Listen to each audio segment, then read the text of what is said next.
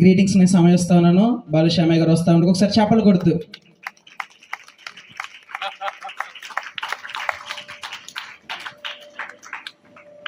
దేవునికి స్తోత్రం. క్రిస్మస్ ఆనందాన్ని పంచుకోవాలనుకుంటే 2 చేతులు పైకెత్తి దేవునికి స్తుతి చెల్లిందాం. మా పాస్టర్ గారు ప్రమాణం చెప్పారు పైనుంచి. మంచిది, గ్రీటింగ్స్ కాబట్టి దాన్ని గ్రీటింగ్స్ పరంగా ఉండాలి తప్ప విస్తరించి ఉండకూడదు. మరి చక్కటి వర్తమానం నేను వినడానికి సిద్ధంగా ఉన్నాను.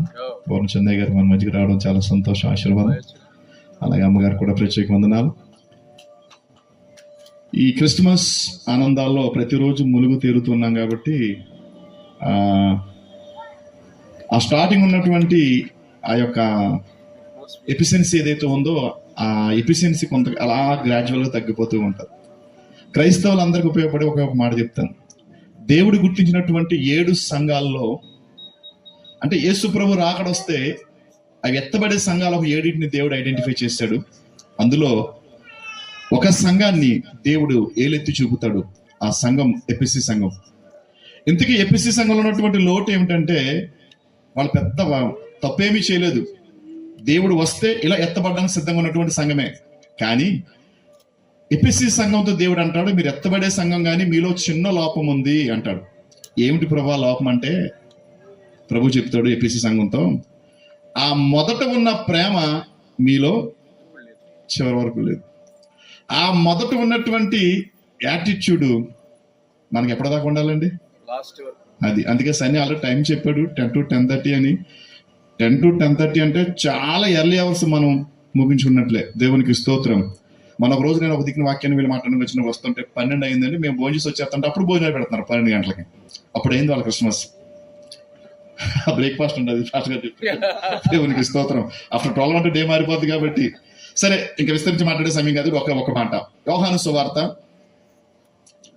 1వ అధ్యాయం 5వ వచనాన్ని ఒకసారి ధ్యానం చేయగలిగితే. యోహాను సువార్త చదవగలండి ఎవరన్నా? ఆ వెలుగు చీకటిలో ప్రకాశించుచున్నది గాని చీకటి, దేవునికి స్తోత్రం. ఆ వెలుగు ప్రకాశించుచున్నది గాని చీకటి ఏం చేస్తుందో తెలుసా? ఆ వెలుగుని టేకప్ చేయట్లేదు, టేక్ఓవర్ చేయట్లేదు. ఎప్పుడో 2024 సంవత్సరాల క్రితం యేసు ప్రభు వెలుగుకి ఈ లోకానికి వచ్చినా సరే ఎప్పటికీ కూడా ఆ వెలుగుని అనుభవించిన వారు, ఆ వెలుగుని పట్టించుకున్న వారు ఇంకా లోకంలో చాలా మంది ఉన్నారు. అందుకే ఇంకా మనం క్రిస్మస్ ఆరాధన చేయవలసి వస్తూ ఉంది. ఎప్పుడో 2024 సంవత్సరాల క్రితమై ఆ వెలుగు లోకానికి వచ్చింది. కానీ చీకటి, అంటే చీకటి బ్రతుకులు ఆ వెలుగుని గ్రహించలేకపోతూ ఉన్నాయి. పాపపు జీవితాలు ఇంకా క్రీస్తుని వారి జీవితంలోనికి ఆహ్వానించుకోలేకపోతున్నారు. అందుకే ఎప్పుడో మనం చిన్నప్పుడు ఒక పాట గుర్తుకొస్తుంటది. క్రీస్తు జన్మించే లోకాన అందరికీ, క్రీస్తు ఉదయించే హృదయాన ఈ అందరికీ అంటే అసలు కొందరికైనా మాట తప్పు పాస్టర్ గారు, ఈ అందరికైనా అడగాల అసలు. ఎందుకంటే ఆ కొందరికనే మాట కూడా లేదు. ఒక చిన్న ఉదాహరణ చెప్పి నేను ముగిస్తాను.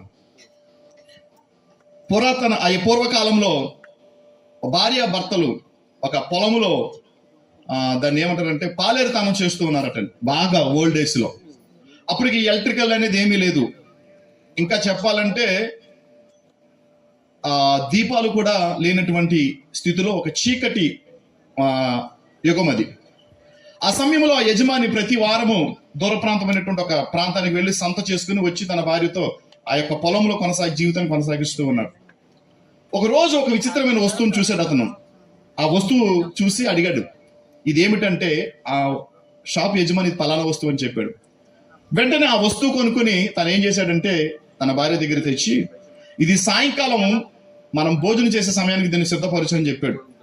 అప్పుడు వెంటనే ఆ భార్య రాత్రికాల సమయంలో భోజనం చేసే సమయంలో ఆ విచిత్రమైన వస్తువును తెచ్చి వారి భోజన పదార్థాలతో పాటు అక్కడ పెట్టింది. ఆ భార్య అడుగుతుంది, ఏమండి ఇదేమిటి ఈ వస్తువు అని చెప్పినప్పుడు ఒకటి మీరన్నా తిరగకుండా ఉండాలా, లేదంటే వాళ్ళు మాట్లాడుకుంటుంటే మీరన్నా అలాగే చూడకుండా ఉండాలి. రెండట్లు ఏదో జరగాలి. సేవకులు మాట్లాడినప్పుడు ఒకటి మీరు అటు ఇటు తిరగకుండా ఉండాలి, లేదంటే వాళ్ళు మాట్లాడుకుని వాళ్ళ పనులు ఉంటాయి కాబట్టి మీరన్నా వాళ్ళకుండా చూడకుండా ఉండాలి. దేవునికి స్తోత్రం. హల్లెలూయా. ఆ విచిత్రమైనటువంటి వస్తువు తెచ్చి అక్కడ పెట్టినప్పుడు తన భార్య అడుగుతుంది, ఏమంటే ఈ విచిత్రమైన వస్తువు ఏంటంటే, దీని పేరు దీపమట, దీని పేరు దీపమట అని చెప్పి, అది మనము వెలిగిస్తే మనకు వెలుగునిస్తుందట అని చెప్పి ఆ భర్త చెప్పిన తర్వాత ఆ యొక్క వ్యక్తి ఆ దీపాన్ని తెచ్చిన తర్వాత ఆ యొక్క అగ్గిపెట్టి మ్యాచ్ బాక్స్ తెచ్చి వెలిగించాడు. వెలిగించి భోజనానికి కూర్చున్నారు. పొలం కదండి, పొలంలో భోజనం చేస్తున్నారు కదా. ఈలోగా వాళ్ళు భోజనం చేస్తున్నప్పుడు వాళ్ళ ఆహారం తినేటువంటి ఆహార పదార్థాల్లో కొన్ని రకాల పురుగుల్ని వాళ్ళు చూసి ఆ భార్య వెంటనే లైట్ ఆఫ్ చేసిందంట. లైట్ ఆఫ్ చేసేసిన తర్వాత భర్త అన్నాడు, ఎందుకు లైట్ అది వెలుగుని ఎందుకు ఆఫ్ చేసామంటే, ఈ లైట్ గాని ఉంటే ఈ పురుగులు మనం చూస్తున్నాం, భోజనం మనము చేయలేము, భోజనం చేయలేము, కాబట్టి ఆర్పేస్తే మనం భోజనం చేయగలము అని ఆ భార్య అందంట. అప్పుడు ఆ భర్త అంటున్నాడంట, నువ్వు అంటున్న మాట చాలా తప్పు.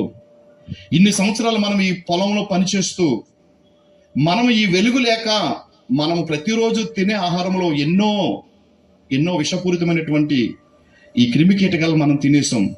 ఎప్పుడైతే ఈ వెలుగు మనకి కనబడుతుందో ఈ ఆహారంలో ఉన్నటువంటి విషపురుగులు తీసి మనము తినడానికి అవకాశం వెలుగు చూపిస్తుంది. దేవునికి స్తోత్రం, హల్లెలూయా. ప్రియులారా, ఇక్కడ ఇద్దరిలో భర్త వెలుగుని యాక్సెప్ట్ చేస్తున్నాడు, భార్య వెలుగుని యాక్సెప్ట్ చేయట్లేదు. ఎందుచేతనంటే భర్త వెలుగుని ఎందుకు యాక్సెప్ట్ చేస్తున్నాడంటే, ఆ వెలుగు ఉంటే మనలో ఉన్నటువంటి ప్రతిదీ కూడా కనబడుతుంది, అప్పుడు మనం వాటి నుండి దూరంగా వెళ్ళి మంచి జీవితాన్ని జీవించవచ్చని. కానీ భార్య అయితే ఈ వెలుగు మన జీవితంలోనికి వస్తే మనలో ఉన్న ప్రతి దానిని కూడా ఏలెత్తి చూపిస్తుంది, కాబట్టి వెలుగు లేకపోవడమే మంచిదని చెబుతూ ఉంది. నేను అంటాను, ఈరోజు క్రైస్తవులైనటువంటి ప్రతి ఒక్కరికి యేసు అనేటువంటి ఒక వెలుగు ఈ లోకానికి వచ్చింది. కానీ ఆ వెలుగుని కొంతమంది యాక్సెప్ట్ చేసి వారిలో ఉన్నటువంటి ప్రతి పాపాన్ని తీసుకుంటున్నారు. కానీ కొంతమంది క్రైస్తవులు ఏం చేస్తున్నారంటే ఆ వెలుగుని మాత్రము స్వీకరించకుండా, ఎందుచేతనంటే ఆ వెలుగుని స్వీకరిస్తే ఏం చేస్తుందంటే వెలుగు మనలో ఉన్న ప్రతి పాపాన్ని ఏలెత్తి చూపిస్తుంటది. నేను అంటాను, ఆ భర్తకు ఉన్నటువంటి మైండ్ సెట్ మనలో ఉంటే ఆ పాట, ఏ పాట, క్రీస్తు ఉదయించే హృదయాన్ని అందరికీ అనేటువంటి పాట ఖచ్చితంగా ఫుల్ఫిల్ అవుతుంది. లేదు, ఈ యొక్క వెలుగును మనం స్వీకరిస్తే ఖచ్చితంగా మన లోపాలు బయటపడిపోతాయి అనేటువంటి విషయాన్ని ఆ భార్య ఏ విధంగా అయితే తన లైట్ అర్పేసుకుంటుందో, ఈరోజు చాలా మంది క్రైస్తవులు యేసుని వారి జీవితంలోనికి, వారి హృదయంలోనికి రానవట్లేదు. ఒక మాట చెప్పి నేను ముగిస్తాను. ఈరోజు అనేక దేశాలు, ఈవెన్ ముస్లిం కంట్రీస్ కానీ బుద్ధిస్ట్ కంట్రీస్ కానీ యేసు ప్రభుని దేవుడిగా అంగీకరిస్తున్నాయి. దానిని చూసి క్రైస్తవులు చాలా సంతోషపడుతున్నారు. ఈరోజు ప్రపంచమంతా క్రైస్తవులుగా మారుతున్నారు అని చాలా మంది సంతోషపడుతున్నారు. వారితో పాటు మనము కూడా సంతోషపడుతున్నాం. దేవునికి స్తోత్రం. ఎందుకంటే బైబిల్ లేఖనాలు చెప్తుంది, అందరూ అంతటనా ఆయన ఎదుట ఏం చేయాలండి, మోకరించాలనేటువంటి ఆ వాక్యము సఫలమవుతుందని అందరూ సంతోషిస్తున్నాం. కానీ ఒక్క మాట నేను చెప్పి ముగిస్తాను, ఈ రోజు క్రైస్తవులుగా మారడం పెద్ద గొప్ప ఏం కాదండి. నేను అంటాను, క్రైస్తవులుగా బ్రతకడం గొప్ప అంటాను. దేవునికి స్తోత్రం. క్రైస్తవులుగా చాలా మంది మారిపోతున్నారండి. కానీ నేను అంటాను, నువ్వు క్రైస్తవులుగా బ్రతికినప్పుడే ఈ క్రైస్తవ్యానికి విలువ ఉంటుంది. ఆ క్రిస్మస్సే దేవునికి ఇష్టమైన క్రిస్మస్. అట్టి కృప దేవుడు మనందరికి అనుగ్రహించును గాక. సమయం ఇచ్చినటువంటి అయ్యగారికి, మీకు ముఖ్యంగా ఈరోజు మంచి వర్తమానం అందించిన అయ్యగారికి కూడా ప్రత్యేక వందనాలు. థ్యాంక్ యూ వెరీ మచ్ అండి.